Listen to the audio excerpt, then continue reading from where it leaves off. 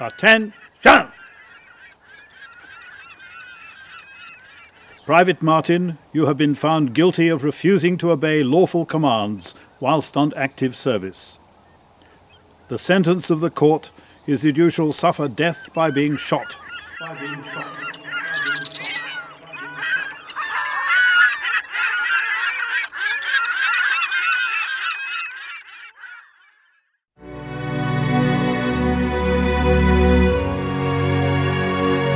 100 years ago, 6 million British men went to war in what was then the bloodiest conflict the world had ever seen. 750,000 of them died, and many more were physically and mentally scarred for life. This film is about some of the relatively few whose conscience would not allow them to fight.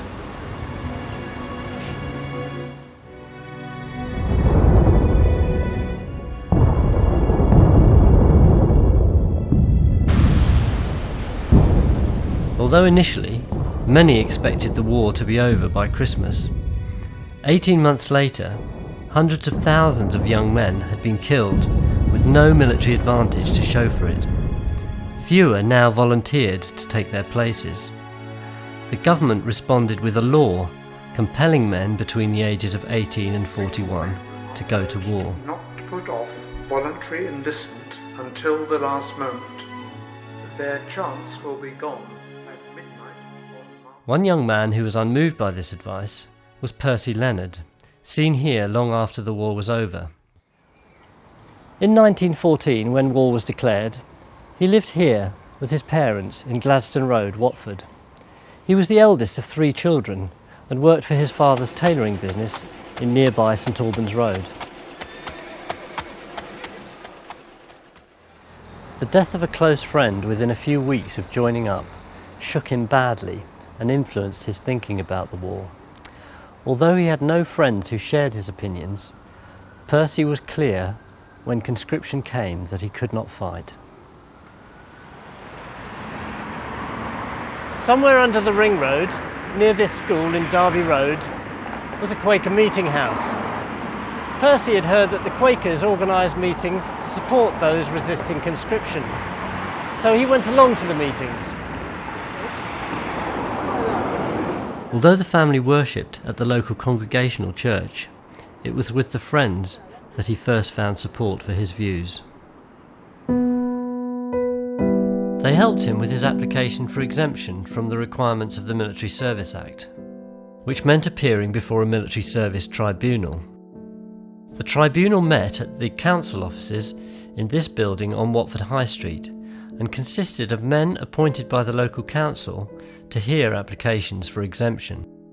Almost without exception, conscientious objectors, or COs, were given very short shrift. Although they were often granted exemption from combatant service, this was insufficient for many COs because they were not willing to do non-combatant work just to free another man to kill and face the bullets. Percy Leonard's application was heard on Wednesday the 22nd of March 1916. It seems the tribunal members may have been even less sympathetic than usual because immediately before Percy's hearing, the proceedings had been disrupted by a crowd of socialists in the public gallery, supporting some of their comrades who had applied for exemption. These men argued from principles of international socialism that the working classes of Britain and Germany had no quarrel with each other and should be united against the capitalists of the ruling class. The chair of the tribunal, Lord Clarendon, saw things rather differently, and constables were summoned to clear the room. The applications were rejected, and the hearings were suspended until the socialists had been ushered out singing the red flag as they went. In any case, when proceedings resumed, Percy's application was also turned down quite abruptly. We often think of religious and political conscientious objectors, the Quakers and the Socialists, for example, as being quite different from each other, and the tribunals treated them differently as well. But were they really so different? I remember seeing scratched on the wall of a cell in Richmond Castle where conscientious objectors had been held, though cowards flinch and traitors sneer, we'll keep Christ's banner flying here. A mix of the red flag and of a radical Christian commitment.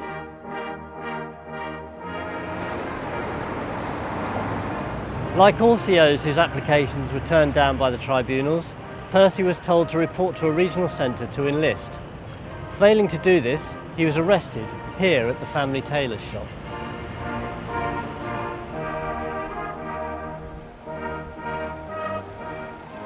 After a night in the cells at Watford Police Station and a brief appearance at the Magistrates' Court, he was taken under military escort to barracks at Bedford.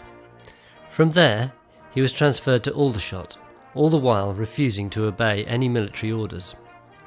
He served a prison sentence at Wormwood Scrubs, and for most of the remainder of the war, he was detained on government work schemes for COs at prisons in Warwick, Dartmoor and Wakefield. He accepted work of a kind that was consistent with not supporting the war effort. He endured the Spartan diet and conditions with very little complaint, and he had some freedom of movement. At Wakefield, he began attending Quaker meetings, and along with other COs, he was invited to visit a local Quaker family. On one of these visits, there was an incident in which a mob gathered outside the house, knowing there were COs there. There were threats to burn the house down, and a window was smashed before the crowd was eventually dispersed.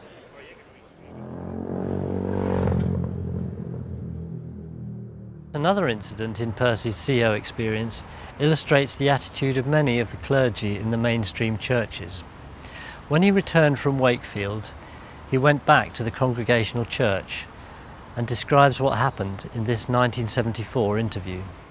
I wouldn't like to say it was the attitude of the church, but the attitude of the minister was that he did his best to separate my fiancée, as she was then, and me. And when I came home at the end, I went to the church on the Sunday, and the minister used to make a practice of going to the door and shaking hands with people as they went out.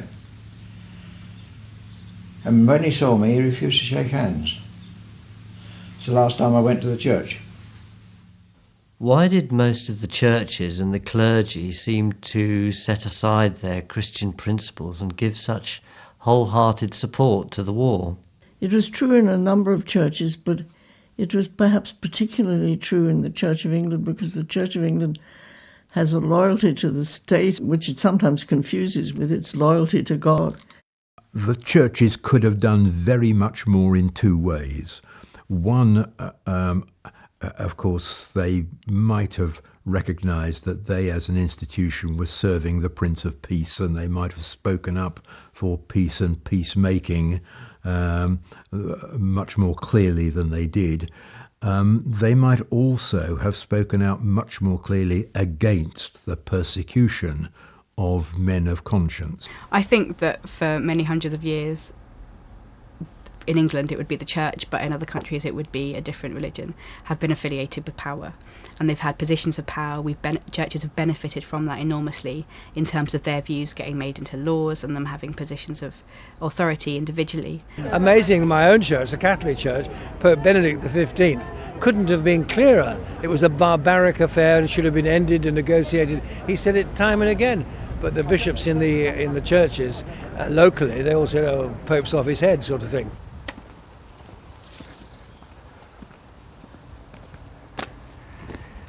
The people who lived in this fine mansion just outside Watford were very different from Percy Leonard's family.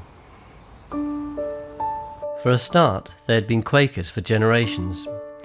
James Doyle Penrose was from a prominent Irish Quaker family, and his wife Josephine from a family of wealthy East Anglian Quaker bankers and philanthropists, the Peckovers of Bank House in Wisbech. James Doyle Penrose was an artist, well known for his paintings on Quaker themes. The presence in the midst is set in the 17th century Quaker meeting house at Jordan's, less than 10 miles away from Watford. It conveys, a bit too literally for some Quakers nowadays, the idea of Christ's presence in the silence of Quaker worship. This one's a bit more dramatic. Popularly known as Fierce Feathers, it shows American Quaker settlers in a meeting for worship in the 18th century. The story behind it is that the Native Americans were dissuaded from any aggressive intent by the peaceful and spiritual response of the calm and unarmed Quakers. Its original title was None Shall Make Them Afraid. James and Josephine had 4 sons, and the whole family were already active members of the same Watford meeting that Percy Leonard was to discover during the war. All 4 boys went to a Quaker boarding school in Reading.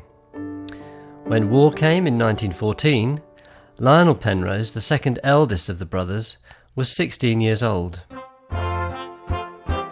For almost all Quakers, the war presented some very difficult decisions. Quakers had a long history of non-violence and opposition to war. But even so, some felt that their patriotic duty required them to help defend their country against German militarism. Other Quaker men who were of an age to volunteer for the army decided instead to form an ambulance unit. They felt this would be consistent with their Quaker pacifist principles and involve them in the equally vital work of saving life and relieving the suffering of the wounded. Funds were raised and training for the Friends Ambulance Unit started within weeks of the outbreak of war, at a hostel attached to Jordan's meeting house. The Penrose family offered extra training space and hospitality at Oxley Grange. Young Lionel would have seen this going on, and he would no doubt have met many of these idealistic fellow Quakers, preparing for their mission in the killing fields of France and Belgium. Lionel turned 18 in June 1916, just 3 months after conscription had come into force. His older brother, Alexander, had already joined the Friends Ambulance Unit. Not surprisingly, Lionel was in no doubt that he must apply for exemption from military service on the grounds of conscientious objection. This is what happened at his tribunal. So, young man, would you tell me, please, on what grounds you consider yourself to be a conscientious objector? In general, they are these: that I believe all war is contrary to the spirit of Christianity. I can't see that to take men's lives can be in accordance with what I believe to be the teaching of Jesus Christ. You object to go as a non-combatant?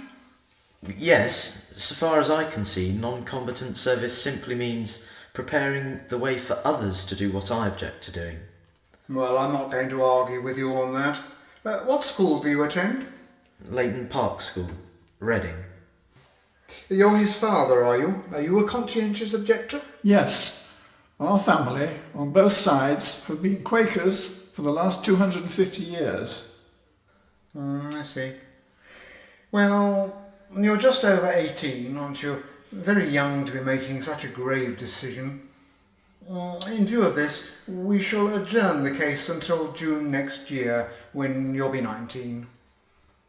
And when he left school, in the summer of 1917, the tribunal accepted his application for exemption from any military service on condition of his doing agricultural work.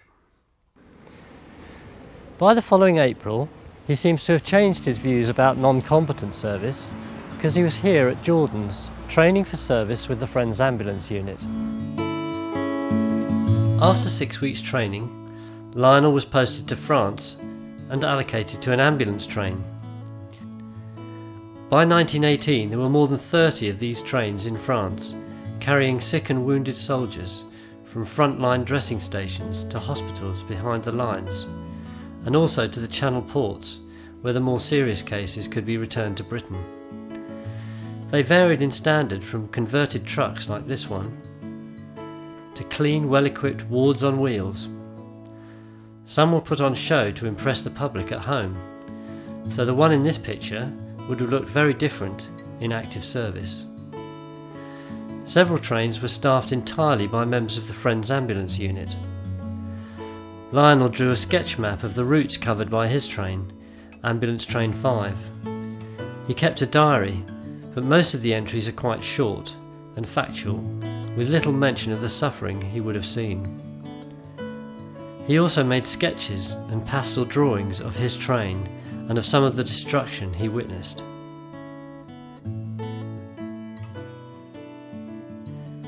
On the 11th of November 1918, Lionel was in Paris and saw the response of the crowds to the news of the armistice.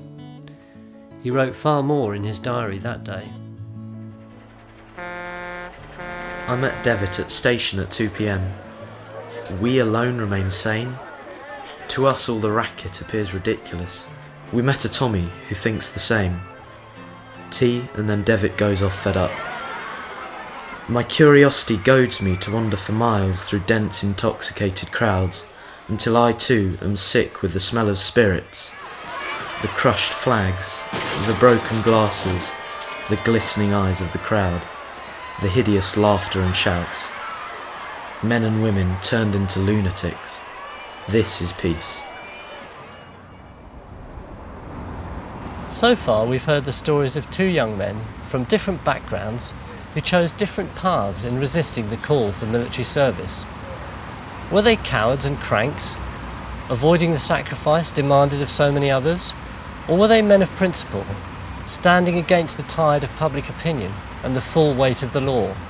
It would be a very, very strange coward or crank who would go through the misery of being despised by their neighbours, having tomatoes thrown at them. What crank or coward is going to go through that? Everybody recognises that most of the men who fought also fought very courageously, and they had courage.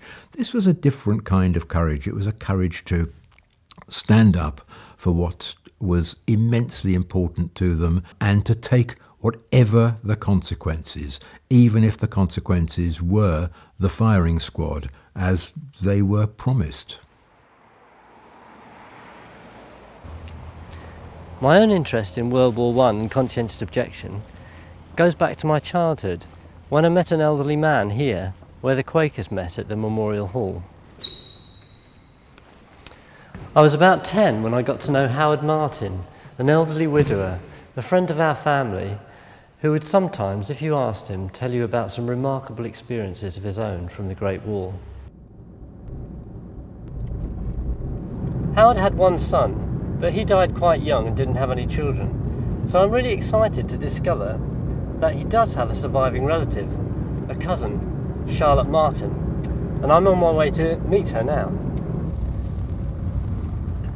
I first knew him just as Cousin Howard, and didn't know his story. And then I remember my parents one night saying that they'd arranged for us to go and see a documentary which had been made about him and about other conscientious objectors. And I remember being absolutely spellbound as a series of conscientious objectors, not just Howard, told their stories. And I couldn't believe what he'd been through. In 1915, Howard was a 29-year-old bank clerk commuting to London from the brand new Metroland suburb of Pinner. His story is unique. He was born in London, an only child, and like Percy Leonard's parents, his mother was a Congregationalist. His father, though, was a Quaker shopkeeper, and Howard had grown up with strong pacifist principles. As a rather serious and earnest teenager, he made himself unpopular at school by speaking out against the Boer War, and he viewed the European arms race and military alliances of the 1900s with deep concern. Even before conscription was introduced, Howard was a member of the No-Conscription Fellowship, formed early in the war to oppose government plans for compulsory military service and to represent the young men who were prepared to face the consequences of refusing to fight. You found the ranks of the No-Conscription Fellowship were made up of men from every conceivable angle of life.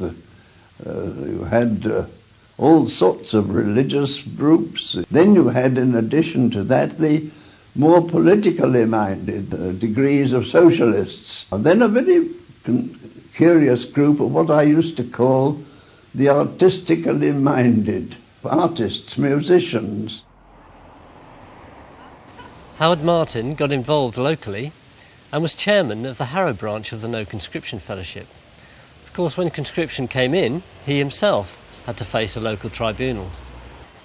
As usual, the men who sat on his tribunal were not impressed and saw no reason to grant his application for absolute exemption.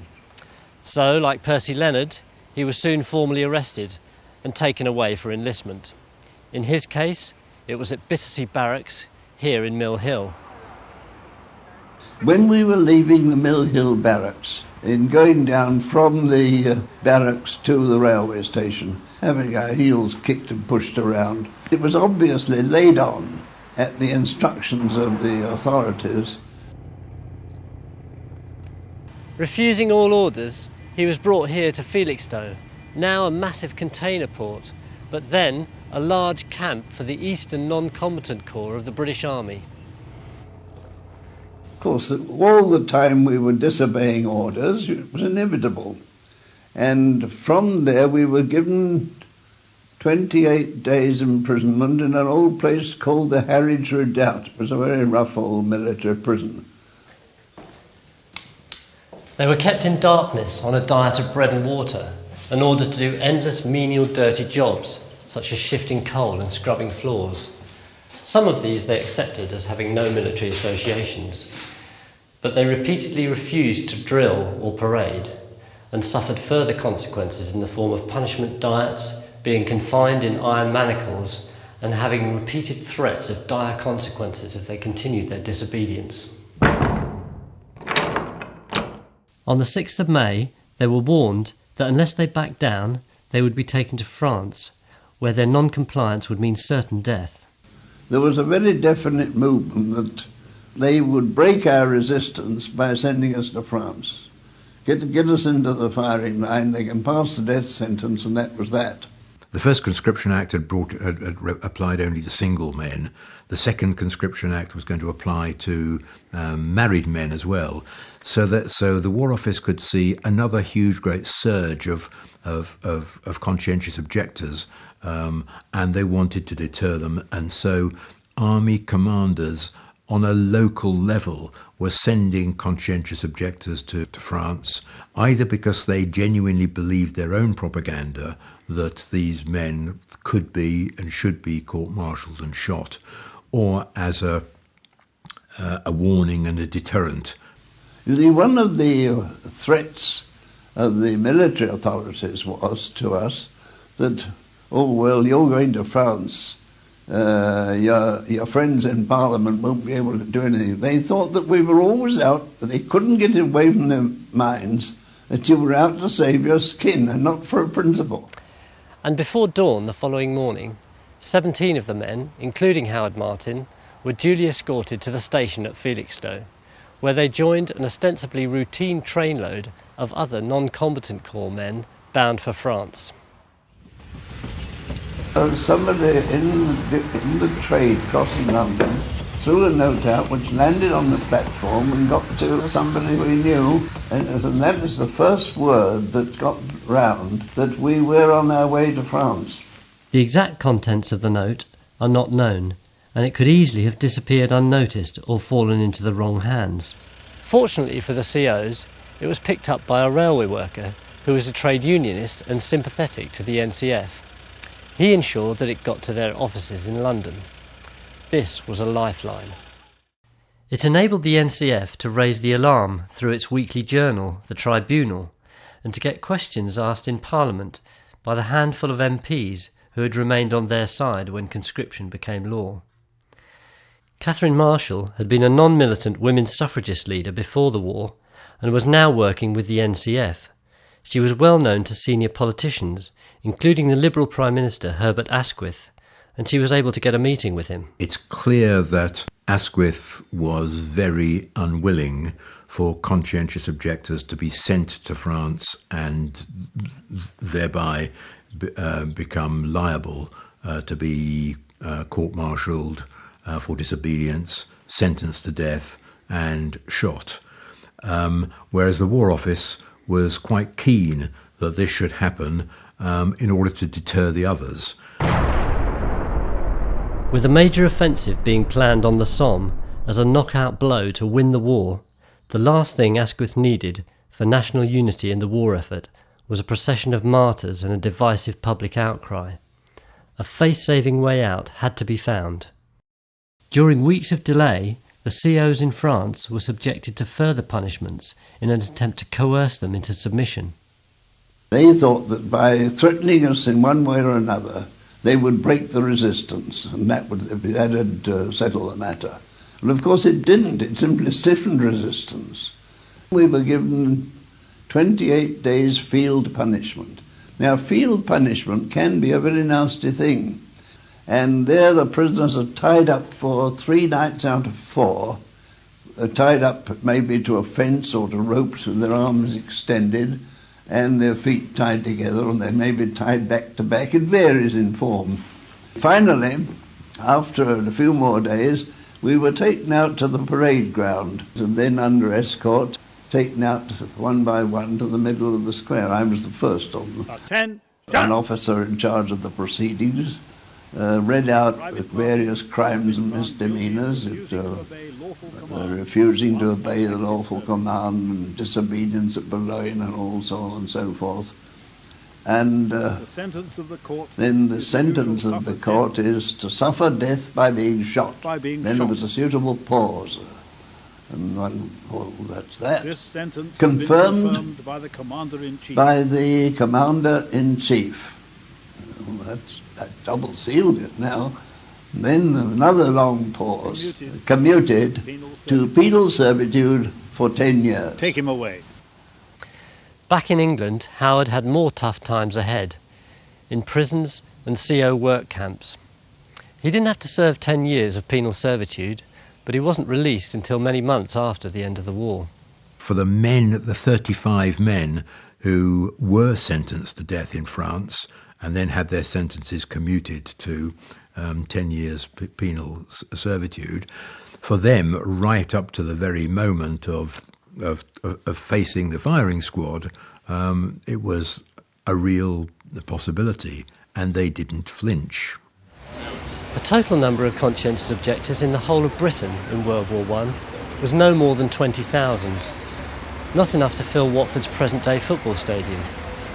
84 of them died from their treatment in military custody, prisons and work camps. As for Watford, the records are patchy regarding the political and religious motivations of the 70 or so COs who appeared before tribunals. Socialists, Quakers and Seventh-day Adventists were well represented, along with a scattering of others. The men who fought and those who supported them are remembered for their courage and sacrifice. None of our 3 COs would have seen themselves as heroes. But whatever their politics or religion, the war resisters had a vision of a world in which killing could have no place in resolving human conflict. A century on from the war to end wars, is that world any nearer?